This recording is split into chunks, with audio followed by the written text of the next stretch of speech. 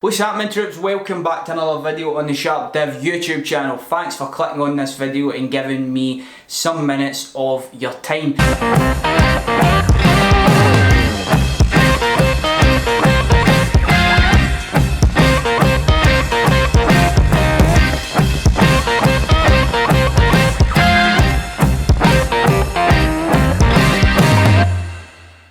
If you don't mind smashing that like button, let's put a total of 200 likes on this video, appreciating all the support recently on the channel.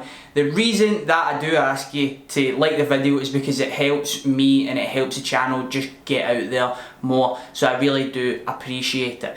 So I am here today and I'm actually coming at you with just a nice wee raw video. I've just came off a Skype call with PLZ Soccer, who are doing some great things. They weekly do a show with Barry Ferguson, he's just my idol and he's my favourite ever Rangers player. He's a player that I watched growing up, and he was really the first great Rangers player that I saw as I'm only 20 years old. So in that show I gave my thoughts really on the Rangers versus Villarreal game, and I'm going to echo it here today on this video. So I think that the tactics are going to be really clear from Rangers. I think that we'll play a 4-5-1 formation. Obviously Flanagan and Morelos are going to be suspended for this, so I think that Barisic will be left back, and obviously Kyle Lafferty is going to be a striker. I think that the lineup will be as followed. This is the lineup that I would preferably like to see, and it's also a mixture with the lineup that I think will show out for Rangers. So in goals you'll get the tried and trusted, the big man, the experienced Al McGregor, who for me has been my favourite signing and the best performer of this season so far. In front of him you've got the Rolls Royce Connor Goldson, who also is a revelation. He's came up here, he was an unknown to Rangers fans, but he's just cantered the league so far. To the left of him, Nikola Katic, international at Croatia, and again he's another guy who's just dominated Scottish football so far. These two love defending. They just love the art of defending and not conceding goals. And if you've got that in your defence, you're onto a winner. We've seen it in away games so far in Europe, and I think that they are actually one of the most important partnerships in the Rangers team. On the right side, I'm going to go with Captain Tavernier, and on the left side, Borna Barisic, who is actually coming back for his first game for Rangers in Europe, due to the fact that he played for Osijek in the Europa League qualifications. So that's been rescinded and it's been slated, so now we can play in the group stages, which I'm really happy about, because for me, I think that he's an awesome player. In front of them, I'm going to go with Koulibaly and Ryan Jack. Ryan Jack obviously missed a game at the weekend, but I think that he will play in this one, and I hope that he does so, because he's a big player for us, and so is Koulibaly. Koulibaly's obviously just came back from injury, so will he play or will he not play? We'll just need to wait and see. In front of him, I'm going to go with Ajaria. And now, it could have easily been Arfield, it could have easily been a number of players, but I'm going with Ajaria because I think that he is an important player for the style of play that Rangers play, and I think that he's an important player in Steven Gerrard's eyes as well.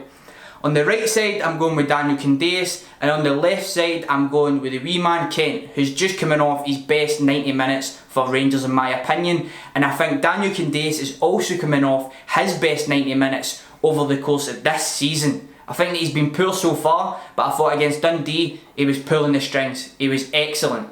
Up front, we're going to have Kyle Lafferty. He's going to need to do a job for Rangers.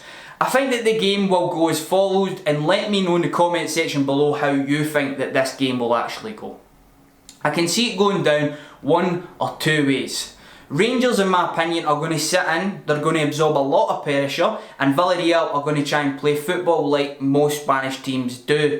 I think that they will dominate the ball, and it's up to Rangers to sit nice and compact and try and hit them on the counter. We tried this tactic versus Celtic to no avail. But I think that was because we were very wasteful. When we got the ball, we lost it. When they were around us in the penalty area and stuff like that, we gave away cheap free kicks. We gave away so many corners, and it meant that they could just pile pressure on us. So in this match, I genuinely do think that Rangers may be able to steal something from it. and I think that it will be coming down their left hand side from a Tavernier cross or maybe even a set piece. Simply because I've been watching Villarreal quite a lot, because I like to bear myself up on who we're actually going to be playing, and I want to do a lot more research into our opposition so that the points that I'm giving you are actually valid. They actually have some evidence behind them. And something that I've noticed is their weak link in defence. He is a player named Andre Silva. I think that's his name. Please forgive me if it's not his name, but I'm pretty sure it's Silva. He literally gives the right mid or the right back about 10 yards of space every single time. I seen it against Leganes, I seen it against Sociedad, I seen it against Girona.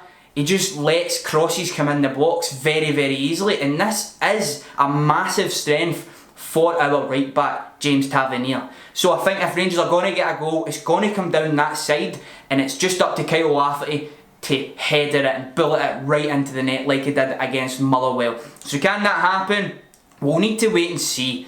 We'll need to wait and see. This is a massive game for Rangers. It's the first game we've had in Europe in so many years. We have been deprived of European football for so long now, and I'm just so happy that we're back. We have gone against all odds and getting to the group stages. Nobody thought we would get anywhere near the group stages, but we're here. So we need to make the best of it. We need to stay nice and compact, and we need to hit teams where it hurts and when it matters. We need to show a good account of ourselves away from home, and by that I mean we just need to show that we want it. Don't give up, don't give them easy goals, because we're playing against strong teams here.